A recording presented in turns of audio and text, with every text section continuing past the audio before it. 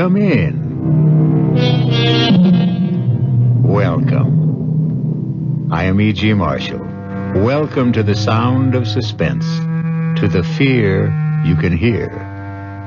Our tale is a blood-freezing story inspired by a nursery rhyme, a sweet, simple song. Ring of roses, a pocket full of posies, achoo, achoo, we all fall down. It sounds young and innocent, doesn't it? But it is very old and very sinister.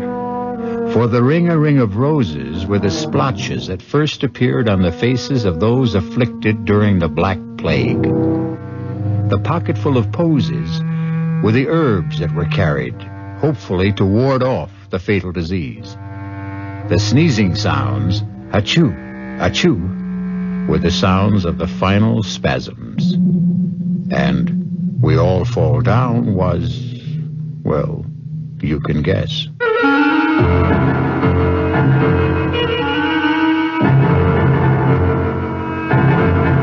Our mystery drama, A Ring of Roses, was written especially for the Radio Mystery Theater by S.J. Wilson and stars Glynis O'Connor. I'll be back shortly with Act One.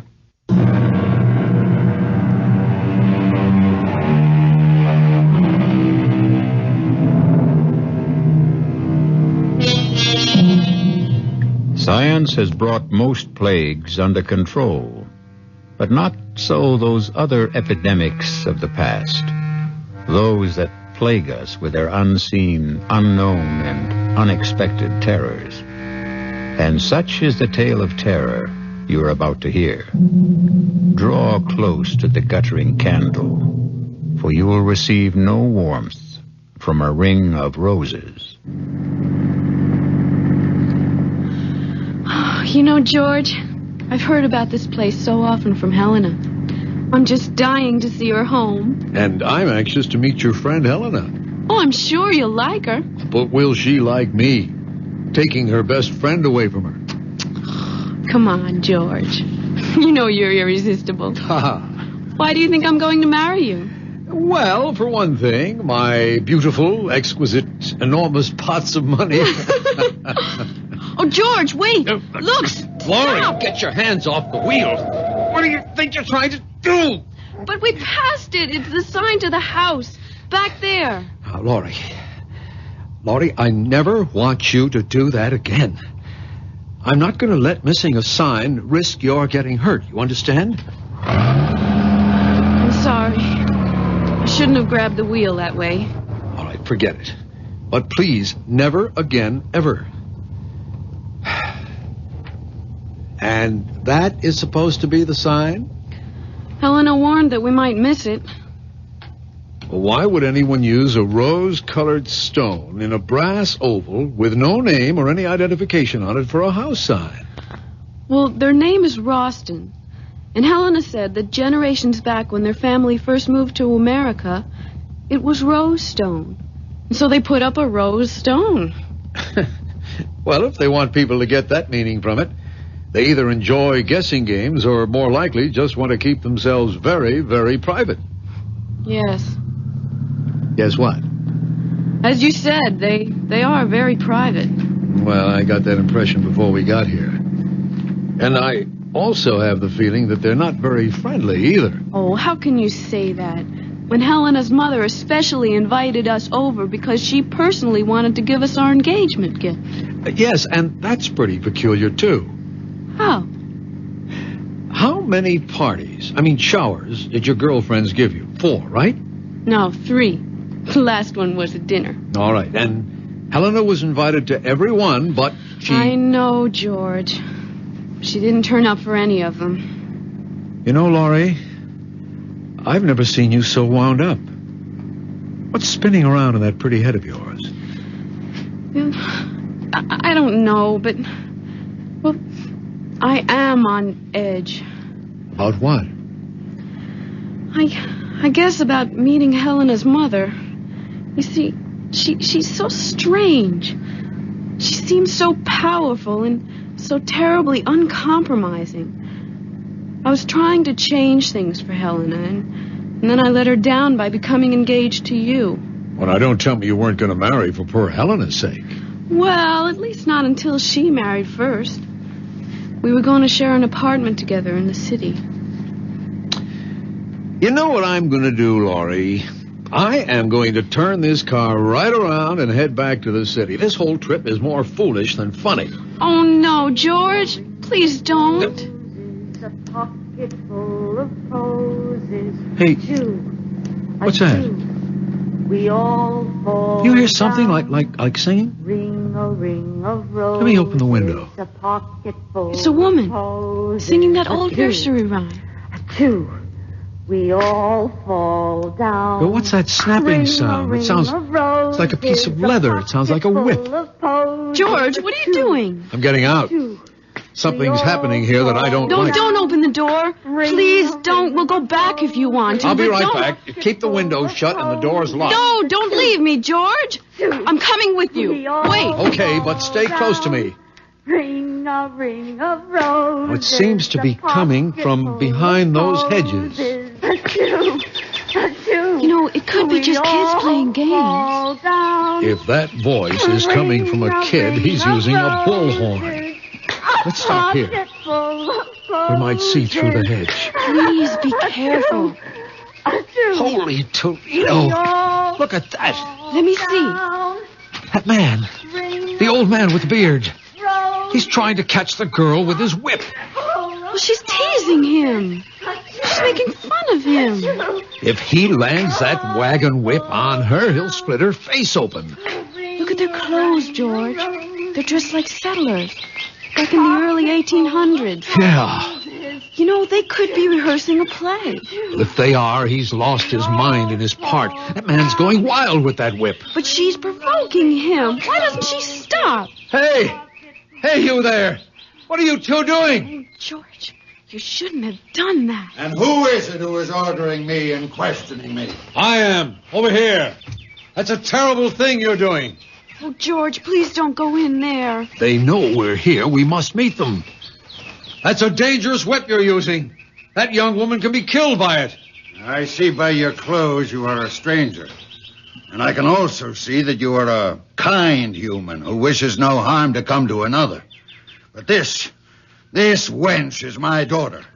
And what I am doing is the true way to gain the obedience of a child who will stray. But what in heaven could she have done to deserve being whipped? I did no harm to no person or to him.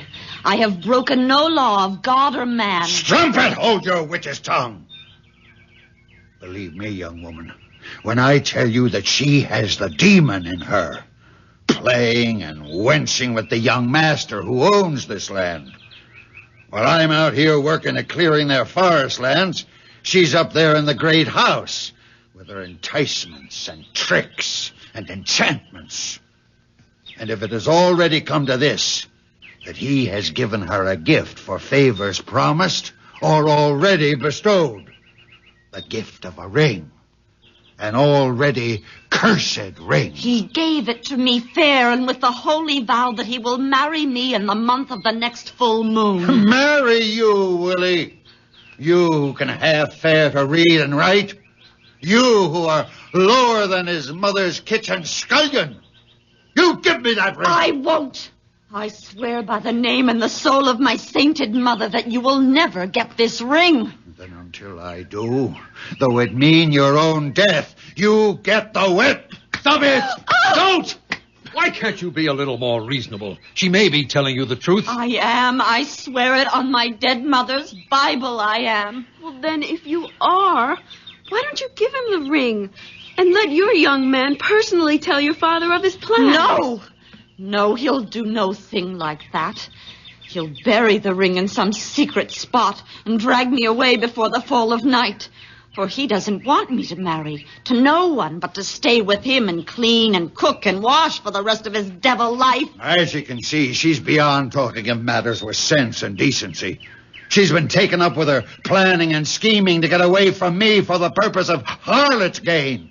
And she hardly of marrying. I'll kill you. George! She has an axe! An axe! No. She's going to kill him! Stop! For God's sake, stop! Oh, George, I can't look! She's dead! She killed her own father! What? Where is she? What happened to her? There she is! She's running away! Hey! Hey, come back! Come back! You can't get away! It's you who will never get away. The ring will circle you. George, don't try to catch her. She's like the wind. I'll never get my hands on her. She's almost in the forest. Come back! Come back! We're not going to hurt you! It's you who are going to be hurt. She's disappeared. Even before she got to the forest. But George, look what I found. It's the ring. She dropped the ring. Let me see it. You know what it's like? It's just like the road sign. It's the same shape. The same color stone. It's smaller, but it is just like the road sign. Rose-colored. George, we've got to get help. The police, Yes, but someone. where? Well, of course, the house. We've got to get to Helena's house. This ring so rosy, this ring so red. Does it belong to the living or the dead? We'll return shortly with Act 2. You alone? I don't want to disturb your mother. My dear, you're not disturbing me in the slightest. This room has no secrets. Its acoustics are incredible. I'm Helena's mother. Hello, Mrs. Ralston. We've just had a very unusual experience. Laurie's pretty badly shaken by it. Yes, so I see. Helena, why don't you take Laurie to your room, let her refresh herself? Perhaps Mr. Williamson will tell me something more about what's happened? I think the police should be notified at once. The police? Here?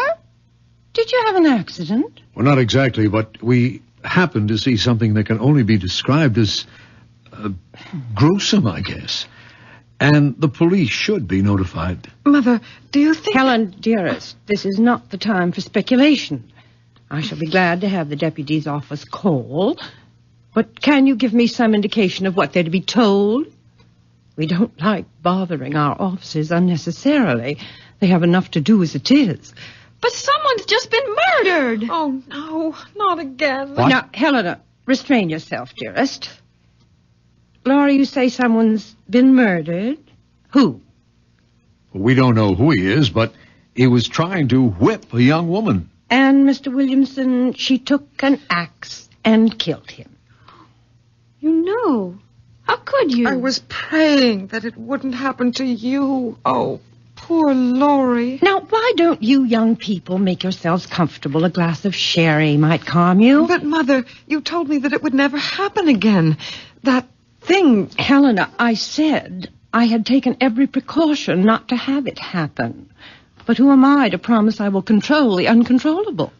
Are you saying that this has happened before? Laurie, maybe Mrs. Ralston wants to explain. Well, not really, but I feel I'm obliged to. However, it is difficult. How does one explain the inexplicable? I think they're ghosts. There are no ghosts, Helena. Dr. Medvig, the last scientist I consulted, said it was undoubtedly an instance of photally sensory projection. Helena pooh-poohs it. But has either of you ever heard of that discipline? Oh, vaguely. It once came up in a course on parapsychology that I had at school. No one has ever proved PSP, Mother. Well, they've never proved ESP either, but a lot of serious scientists work with it. But George, what does that photo whatever mean? It's quite complicated. Photolysis is the means by which light can affect the arrangement of chlorophyll grains in leaves. Chlorophyll grains? Leaves? There's a man not more than a mile from here who's been murdered. Now, calm yourself, my child. There is no such man and no such daughter. This has happened before. I've seen it. Helena has. A very few close friends have. Unfortunately, you have too. Mr. Williamson, do you think you'd still like to try an explanation of PSP? Well, it's spooky in a way. By that I mean the scientific explanation of it. You see, we're all supposed to give off certain light and heat waves. And what is it happens in the case of individuals who are emotionally stimulated, let us say, people in love? Well, the theory has it that people in a very intense emotional state give off more highly concentrated waves. Well, I just don't understand what chlorophyll and leaves and light waves have to do with a man being murdered. You see, it's tied up with photosynthesis. And scientists aren't sure how that process really works. But with the unusual intensity of light, the cells of chlorophyll rearrange themselves and are forced to give off some of the excess carbohydrates in which there is an unusual amount of stored energy. I'm not following this at all. My dear, Helena speaks of you as having the patience of a saint. So, if you'd like me to telephone the deputies, I suggest you give your fiancé a chance to finish. There isn't much more, Laurie. Just that the openings in the leaves, they're called stomates, tend to react like projectors. And through the magnification of additional oxygen are supposed to be able to relay an episode they once absorbed when they were in the receptive state, like film. Are you talking about something like motion picture film? Yes, Laurie, but he means something like a projector with a memory. A memory of blood in this case. Well, it happens that chlorophyll is very much like hemoglobia, except that it contains magnesium instead of the iron found in blood. Are you saying that what we saw was a motion picture? Nothing more? Well, essentially, that's it. But when and where the original was recorded, we have no idea. But there's a building. There's a cabin out there. And there's a man's body bleeding. Why don't you go and see for yourself if you don't believe us? No, Laurie, there's nothing there. Helena, you too? Yes, as Mother said, I've seen it. Others have too. Around here, they call it the Enchanted Forest. But if you go out there again, you won't find a cabin or a man. Nothing. The police know all about it. They'll come and you'll just feel foolish. I don't know what to think. It all seemed so real. Well, now, why don't we come back to the present and the truly real? Because I have the real pleasure of giving you our gift to celebrate your engagement.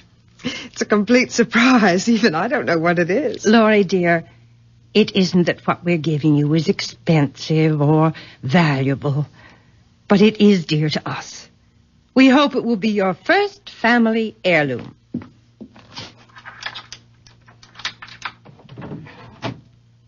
Here it is. No pretty wrapping, but it seems too lovely a box to cover with silly paper. Mother, I've never seen that box before. Well, now, isn't it nice that I can still have some surprises for you? That's a great-looking box, Mrs. Ralston. Those are roses painted on ivory, aren't they? Oh, it's so beautiful. I feel as if I'm depriving you of something very special if I accepted it. Oh, no. Please, take it. It's little enough, and you know what I think that box would be perfect for? It already has its purpose, dear. What I was going to say was that it would be the perfect place to keep a lock of your first baby's hair.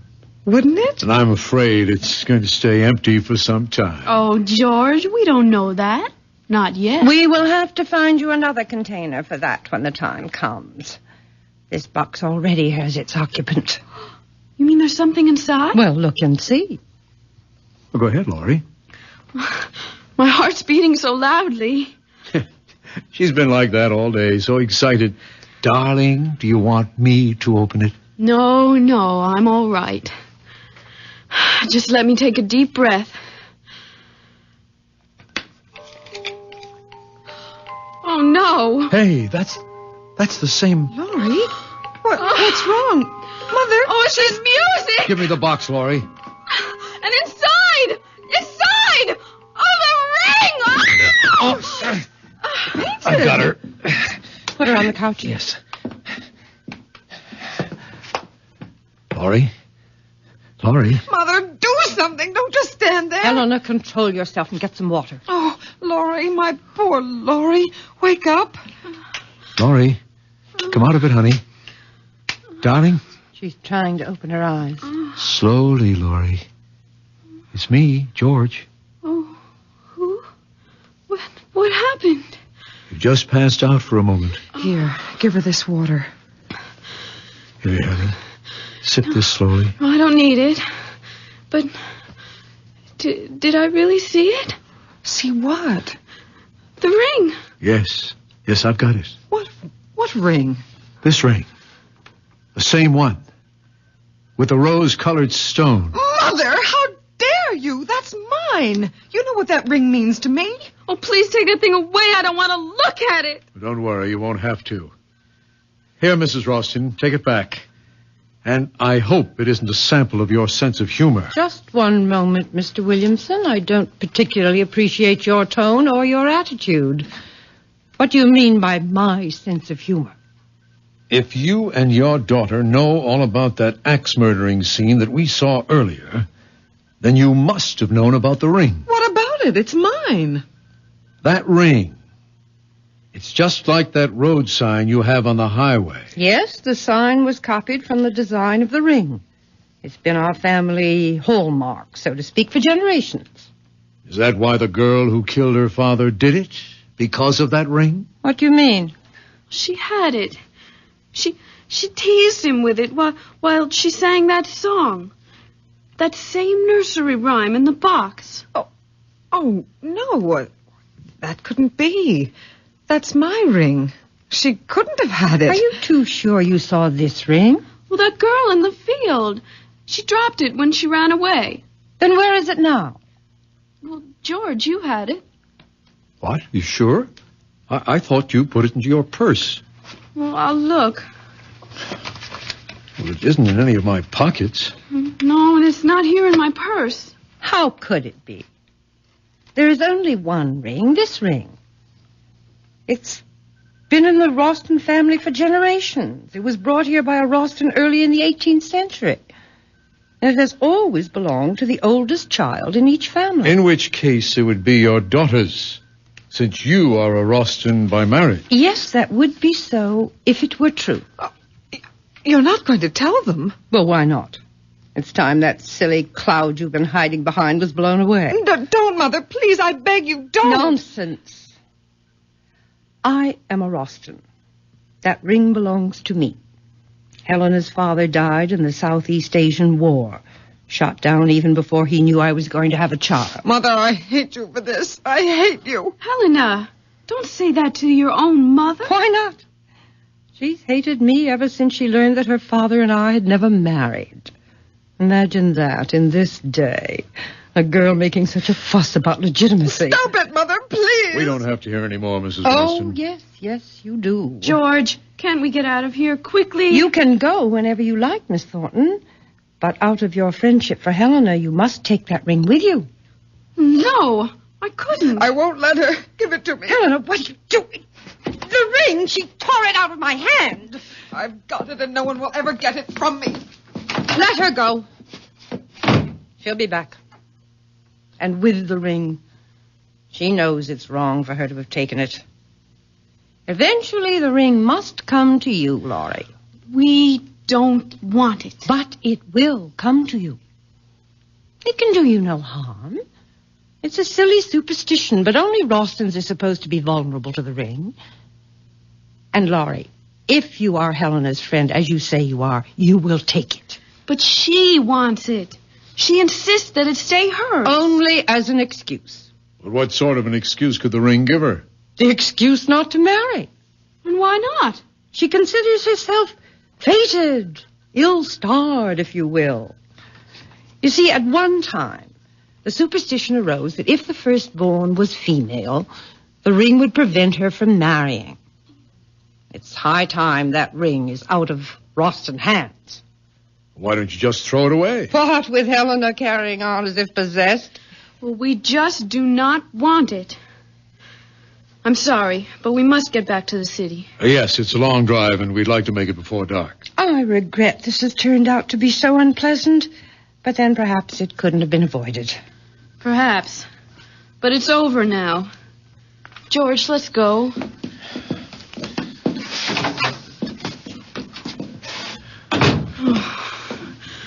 Oh, I can't get away fast enough. I don't know what the speed limit is here, but whatever it is, we'll break it. Helena, I order you to come out of your room at once. At once!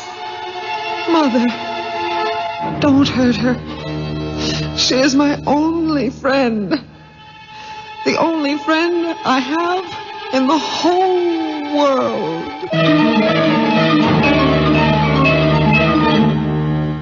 Run from the ring. Run for your life. But without a ring, what's a husband or wife? We'll return shortly with Act 3.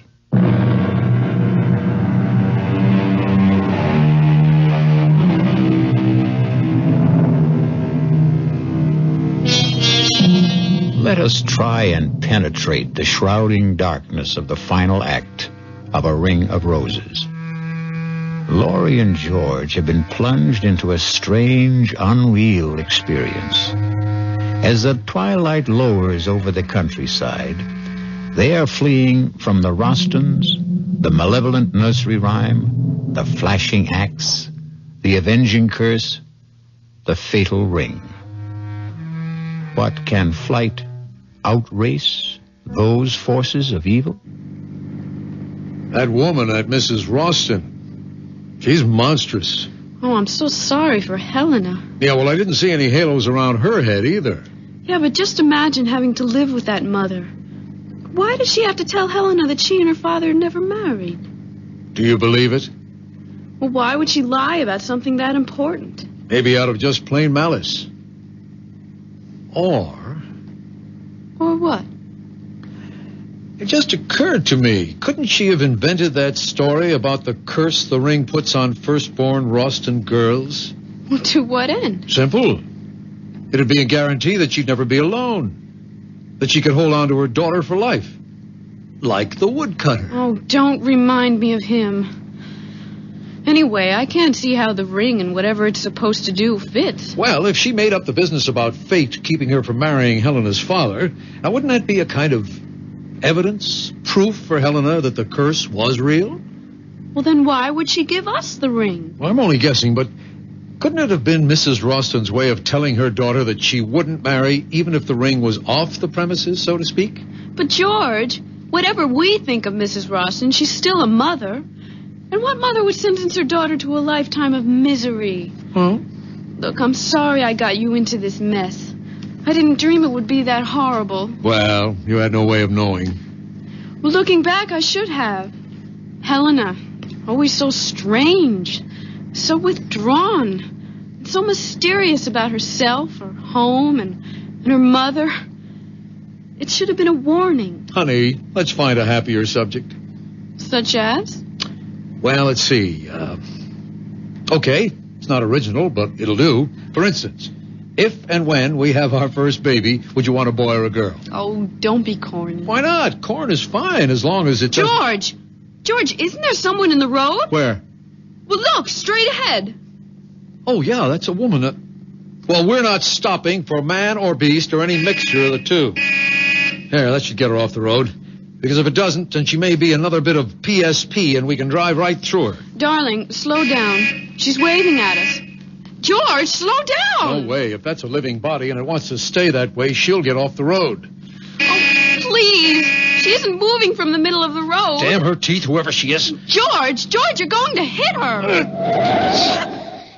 Laurie, all right? Yeah, I think so. That stupid woman. It's Helena. Yeah. Well, just wave goodbye and we'll get going. Laurie, please, I must speak to you. Tell her you'll phone her on Halloween. Hey, wait, Laurie, don't lower the window. Well, she's in trouble. Better her than you. There can't be any danger in finding out what she wants. Haven't you been through enough? Helena, we're in a hurry. Telephone Laurie tomorrow. No, don't go, please. Let me explain. George, I don't have the heart Wait a minute. Are you sure that's Helena? Of course. Her face, it looks so strange. Well, what's strange about her face? Look at her eyes. They're washed out. They're sunken as if she's taken some kind of drug. That's probably because she's been crying. I'm lowering the window. And you're also raising my temper. Well, what do you want me to do? Just wave goodbye and we'll get going. Oh, she's gone to the front of the car now, George. Oh, she does look dreadful. Why not? She is dreadful. I've got to find out what she wants. Just 1 minute. Let me talk to her for just only 1 minute. Okay. 60 seconds. But don't lower the window more than an inch. Helena? Helena, over here. Now, what is it? Oh, thank you, Laurie. If you only knew how miserable I am about what happened today. It was all my fault. You don't have to apologize. It wasn't anybody's fault. Mother had only the best intentions in giving you the ring. Sure she did. Nothing like unloading something on a couple of strangers that isn't yours to give away. But the ring does belong to her mother. Only to be given to her child, which excludes you. Well, that's true, but you see, after me, there won't be any Rostons. But you will marry, Helena. Just wait and see. I doubt it. And even if I did, my children won't be Rostons. Helena, this has been the weirdest day in my life. Now, frankly, the sooner we get away from here, the better off we'll feel. Just one more thing. Prove to me that you are still my friend, and please, take the ring. No, Helena. Thank you, but I couldn't. Absolutely not. Helena, why don't you just throw that ring away somewhere? I can't. I'm not allowed to. It has to be given to a Roston or to the person closest and dearest to me. But how could you expect me to take it? Every time I'd look at it, I would remember that terrible scene in the woods. I swear, the ring has nothing to do with what happened out there. It never has before. This is the first time. And it'll be the last for us. Okay, Helena, stand away from the car. I'm backing up. Laurie, if you don't take the ring, I'll die. I know I'll die. You won't die, Helena. Why should you? Because it will mean that I've lost my only friend and that I'll have no one to turn to, and I'll be stuck here in this prison with my mother. And she'll never let me go. Never. So long, Helena. If I return to the house with the ring, my mother will do something terrible. If you don't take the ring, I'll throw myself in front of the car. I don't care anymore. I don't care. Helena, give me the ring. Oh, you mean you will take it? Oh, Laurie, you've made me so happy. I'm indebted to you forever. Forever.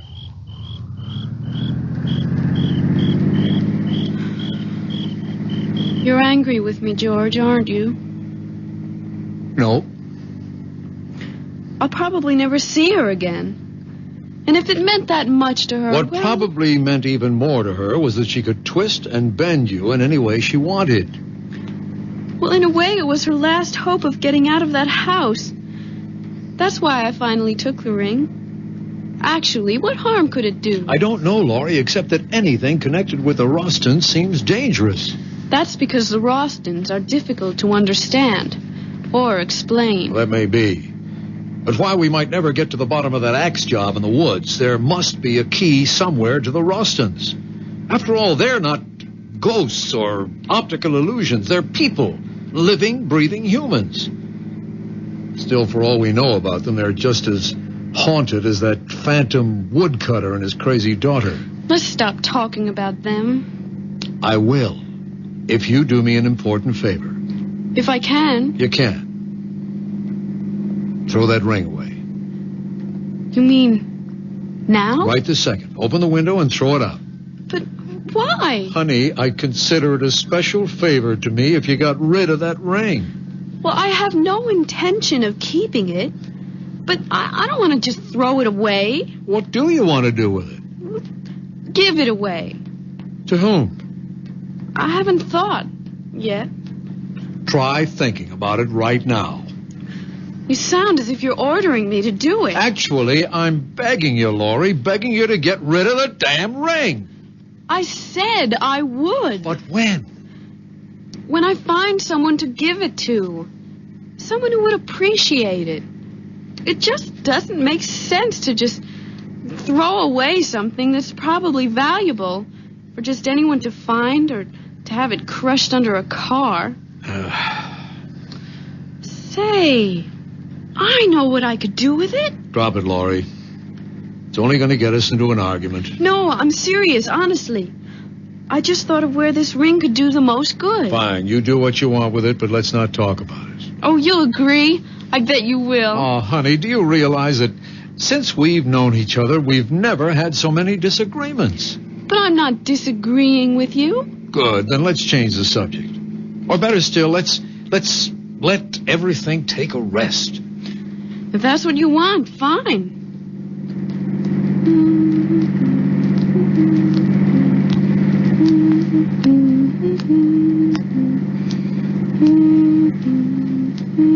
Laurie, what are you doing? Nothing. Laurie, what are you doing with that ring?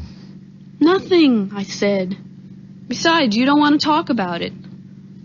Why are you wearing it? I was playing with it.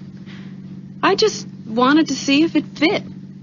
Will you please take it off?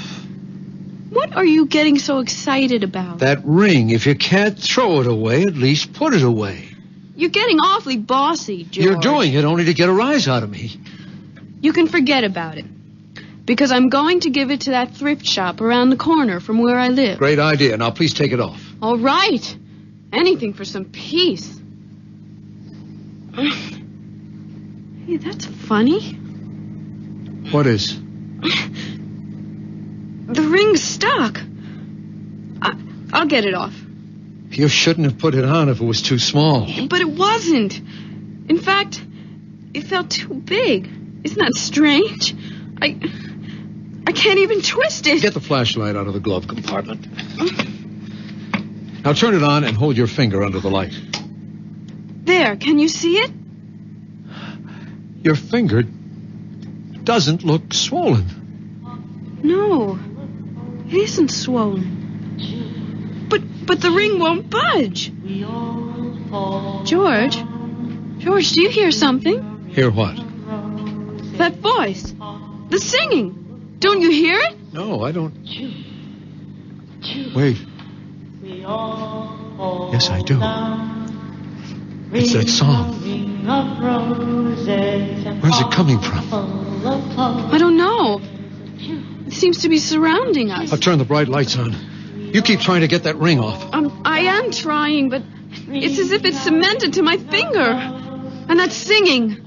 It's the same as the girls in the forest. Get rid of the flash and give me your hand. What for? Maybe I can get it off. Well, you can't. You're driving. There's no traffic, Laurie. I can manage the wheel with one hand. Why don't we wait till we get to a gas station? Then I can get it off with a little soap. Come on, give me your hand. All right. No, wait. I can't. Why not? Oh, I just can't, George. Laurie, you were about to drive me out of my head. Why can't you give me your hand? Because I remembered something. What, for heaven's sake? What, Laurie? Well, what Helena said back there. When she wanted me to take the ring. She said a lot of hysterical things. That if she couldn't give the ring to a Roston, it would have to be to a person nearest and dearest to her. Oh, Helena's all whacked up. Now give me your hand, Laurie. But what if it's true? Oh, that voice, that terrible voice. Why doesn't it stop? Laurie, please give me your hand. No. Because if you can get it off, then you'll be stuck with it. Who cares? I don't want anything to happen to you. Not for anything. George, look straight ahead. Oh, it's them, the two of them, the old man and the girl. He's got an axe. I'm stopping the car. No, don't. Go around them. Through them. Run them down. Kill them. Do anything, the brakes aren't working. George, we're practically on top of them. Laurie, for the last time, give me your hand. The ring can't harm her.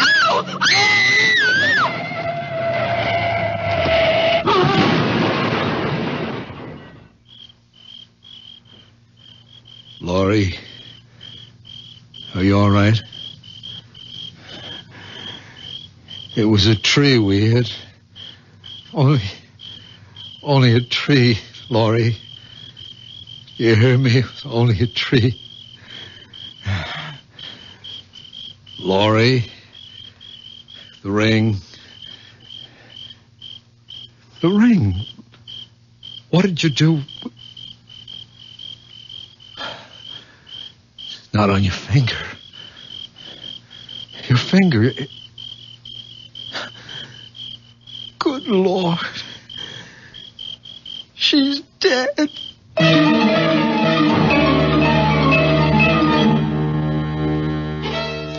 So you gave Laurie the ring, Eleanor. Yes, Mother, as you told me to.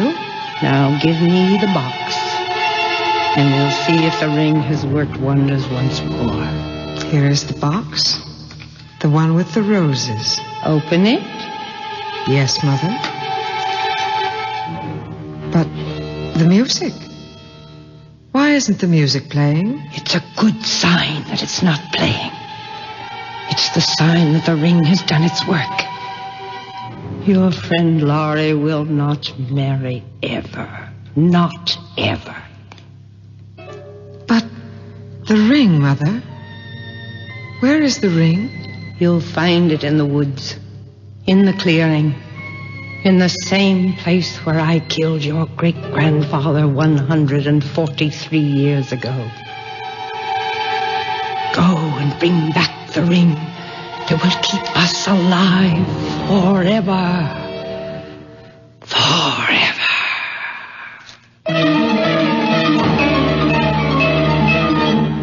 Forever, you ghosts.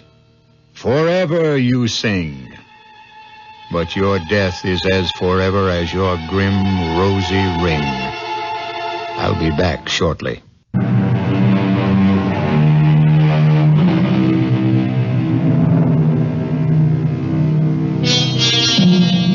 Let us end our tale of A Ring of Roses.